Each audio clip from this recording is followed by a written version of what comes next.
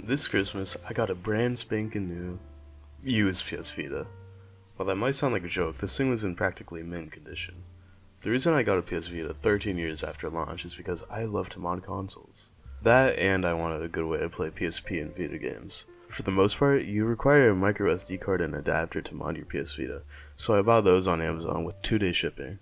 These were the longest 2 days of my life, but finally, they arrived. I did a whole bunch of research on the PS Vita and found that a 256GB SD card would be ideal. There are some people who need even more than that, which I just could not imagine.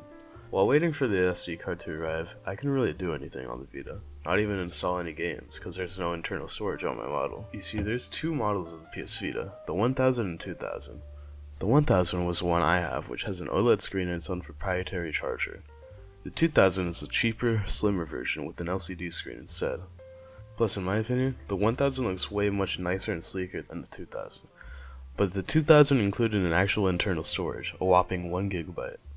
Official Sony memory cards were extremely expensive, with it costing over $100 for a 32GB memory card.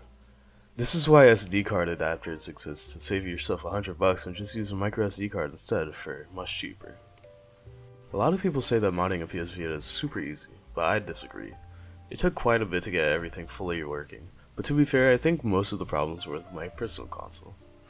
An example of this was my Vita showing the low battery screen and message when it was around 60% charged. I was able to fix this with the homebrew app, Battery Fixer. After finally finishing modding the console, I was finally able to play some legally purchased game backups with an app called PKGJ, or Package for short, which has every downloadable PS Vita and PSP game. The PS Vita is great for emulating PSP games, using an app called Adrenaline.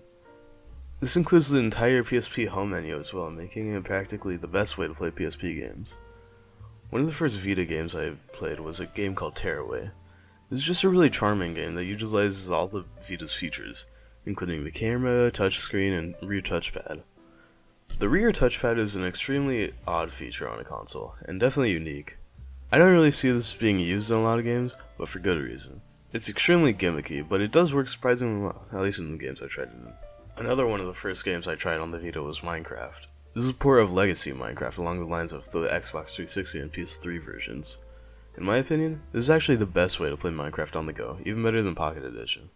I actually ended up playing this way more than I expected, and it was really fun. Since the legacy of Minecraft versions are outdated, it's forever stuck on 1.13, which is the aquatic update. I've heard of mods for this version that add the updated textures, but I don't really think that's necessary. Plus, the Vita runs Minecraft and a lot of other games really well, a lot of the time at 60 FPS. The Vita is also great for a lot of Nintendo emulation as well, ranging from the NES, Game Boy Advance, to even the DS, which doesn't run the greatest though. The Vita is also home to a ton of indie games like Undertale, Hotline Miami, or even Octodad. In my opinion, this is one of the best ways to play some of these games, especially if you want to play portably. The Vita also has some great exclusives like Gravity Rush or Persona 4 Golden, even if they've now been ported to other platforms. You can also add custom themes to your Vita, like this awesome Sonic Adventure 2 theme I'm using. As someone who's been playing a modded 3DS for the past couple years, I think this is now one of the best consoles to simply carry around and play whenever, with an incredible library of games. There is also some other cool things that I haven't talked about, like streaming your PSC to your Vita, or having ports of older GTA games, but maybe I'll save that for another time. Thank you guys for watching. Don't forget to like, comment, and subscribe, and I'll see you all later. Goodbye.